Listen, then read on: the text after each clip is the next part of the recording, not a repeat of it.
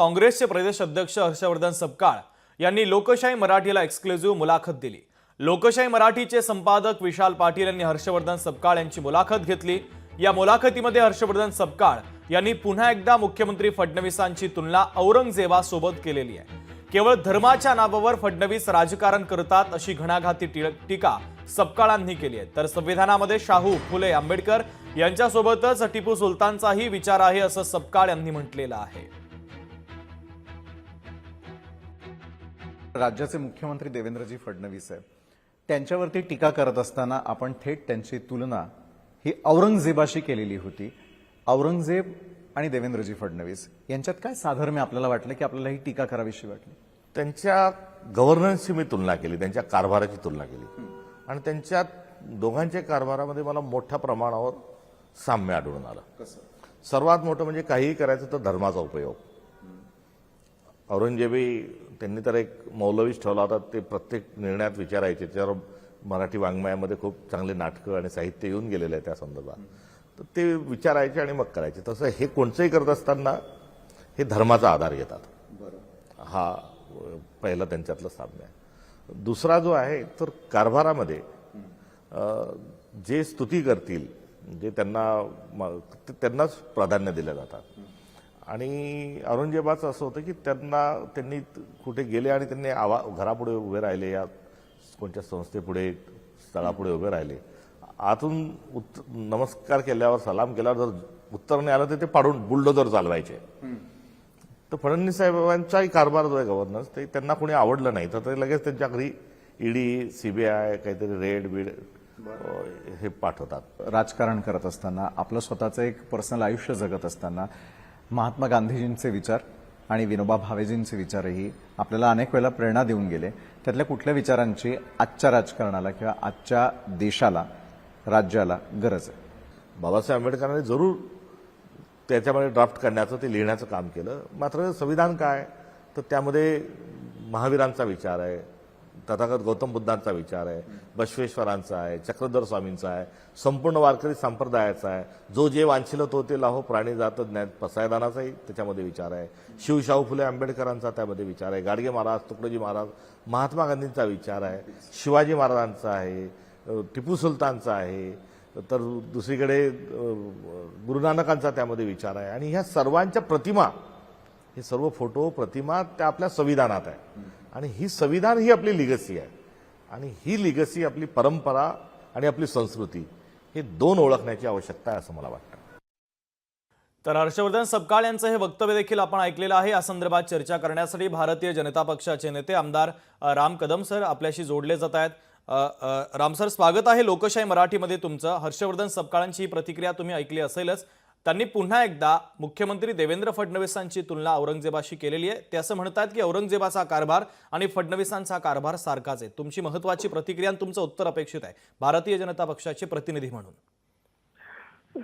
महाराष्ट्र राज्याचे आदरणीय मुख्यमंत्री देवेंद्र फडणवीस साहेब यांना पूर्ण महाराष्ट्र देव माणसाप्रमाणे त्यांच्याकडे पाहतो।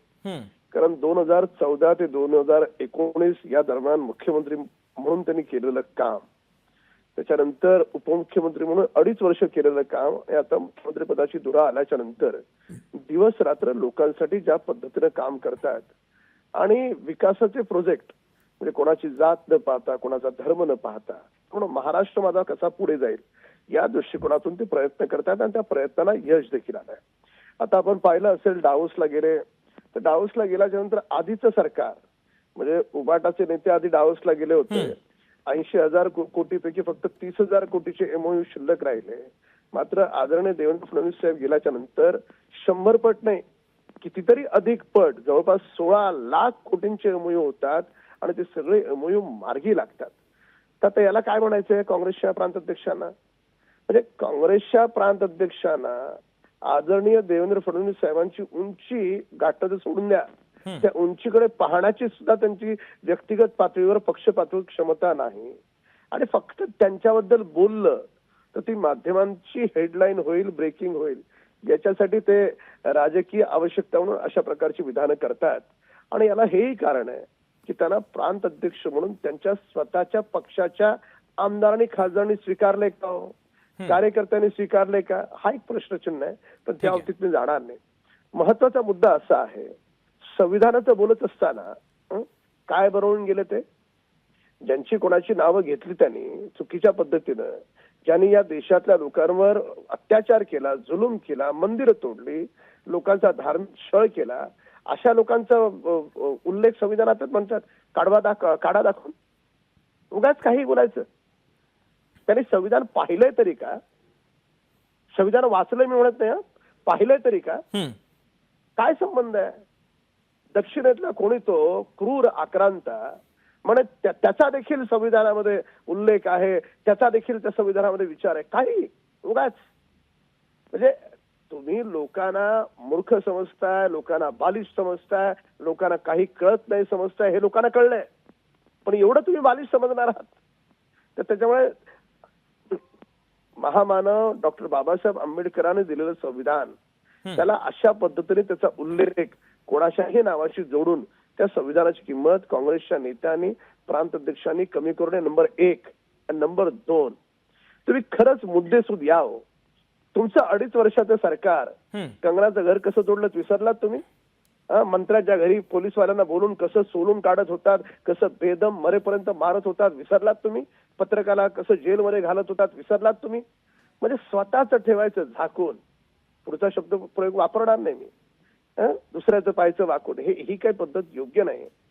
काँग्रेसच्या प्रांताध्यक्षांनी स्वतःच्या कारकिर्दीत म्हणजे त्यांचं जेव्हा सरकार होतं त्या कारकिर्दीत काय काय घडलं याचे मुद्दे घेऊन बसावेत माझ्यासोबत, आणि आम्ही या मागच्या, आधीचं सोडून द्या, आधीचं तर भरपूर आहे सांगण्यासारखं, पण जेव्हापासून आदरणीय मुख्यमंत्री देवेंद्र फडणवीस जी झालेत, त्यांनी कारभार हातात घेतल्याच्या नंतर झालेली महाराष्ट्राची कागदावर नाही जमिनीवरची प्रगती, याच्यावर आपण चर्चा करू.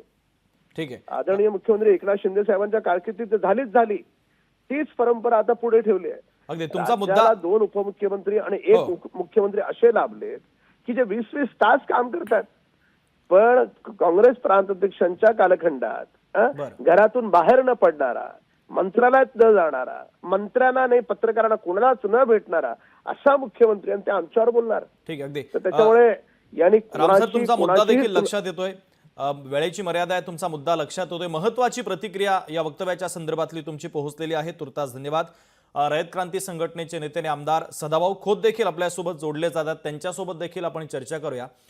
सदाभाऊ, काँग्रेसचे प्रदेशाध्यक्ष हर्षवर्धन सपकाळ यांनी लोकशाही मराठीला मुलाखत दिली, त्यामध्ये त्यांनी पुन्हा एकदा देवेंद्र फडणवीसांची तुलना औरंगजेबासोबत केलेली आहे. देवेंद्र फडणवीसांचा कारभार आणि औरंगजेबाचा कारभार सारखाच होता असं ते म्हणत आहेत, आणि देवेंद्र फडणवीस धर्माच्या नावावर राजकारण करतायत असा हल्लाबोल देखील त्यांनी केलेला आहे. तुमची प्रतिक्रिया अपेक्षित आहे. कसं आहे की हे अध्यक्ष झाल्यानंतर महाराष्ट्राला समजलं की आशा नावाची एक व्यक्ती या महाराष्ट्रामध्ये जन्माला आलेली आहे. आधीच मरकट आणि त्यात दारू प्यालं अशी तिची झालेली अवस्था. मुळामध्ये औरंगजेबाशी तुलना करत असताना या प्रदेशाध्यक्षांची ताकद आहे का की औरंगजेब हा क्रूर होता, बापाला विष लावून मालिश करत होता, आणि मग औरंगजेबाची जी काही थडगा आहे संभाजीनगरला ते उद्ध्वस्त करायला मी आता कुदळ घेऊन निघालूया, ही हिंमत आहे का ह्यांच्यामध्ये? आयुष्यभर जातीमध्ये भेद निर्माण करण्याचं काम काँग्रेसनं केलं, आणि म्हणून भारतरत्न डॉक्टर बाबासाहेब आंबेडकर यांनी म्हटलेलं होतं, काँग्रेस हे जळकं घर आहे, त्याच्या आडुशाला जाऊ नका. आणि काँग्रेसचा पराभव सुद्धा तुम्हीच, डॉक्टर बाबासाहेब आंबेडकरांचा पराभव तुम्ही केलेला होता, काँग्रेसवाल्यांनी केलेला होता. आणि घटना लिहित असताना ती घटना कुठल्या धर्माला डोळ्यासमोर ठेवून लिहिलं नाही. सर्व धर्म समभाव हा आमच्या घटनेचा मूळ गाभा आहे. आणि त्यामुळं मला वाटतं की मग टिपू सुलतान तुम्हाला श्रेष्ठ वाटले का, मग छत्रपती शिवाजी राजे का तुम्हाला श्रेष्ठ वाटले नाही, धर्मवीर संभाजी राजे तुम्हाला का श्रेष्ठ वाटले नाही? आणि म्हणून निश्चितपणानं देवेंद्र फडणवीस हे धर्माचं राजकारण करत आहेत. अरे हो, हा हिंदुस्थान आहे, हा हिंदूंचा आहे, आणि म्हणून काही तुम्हाला परत औरंगजेबाचं राज्य आणायचंय का या देशामध्ये? आणि म्हणून मला वाटतं की म्हणजे एक आपल्याकडे मन आहे की नानीला बोळा आणि दरवाजा मोकळा, काय अरे आता तुम्ही नानीला बोळं लावून करायचं काय? आता तुमच्या घरात कोण राहिलं नाही. जे भारतरत्न डॉक्टर बाबासाहेब आंबेडकर म्हटलेले होते की हे काँग्रेस जळकं घर आहे, आता तिची राख झाली आहे. म्हणून म्हटलं वाटतं की देवेंद्र फडणवीस, अरे हा व्यक्तिमत्व असा आहे, तो काही कुठल्या सरंजाईपणाच्या घरात जन्माला नाही आला, पारंपरिक राजकारणाच्या घरात नाही जन्माला आला. तो सामान्य कुटुंबातनं जन्माला आला आणि तुमची थडगी उभा करायला लागला. म्हणून तुम्हाला आता कळा ठीक सुटलेली आहे. आहे त्या. अगदी सदाभाऊ, तुमची महत्वाची प्रतिक्रिया या वक्तव्याच्या संदर्भातली पोहोचलेली आहे. तुर्तास धन्यवाद.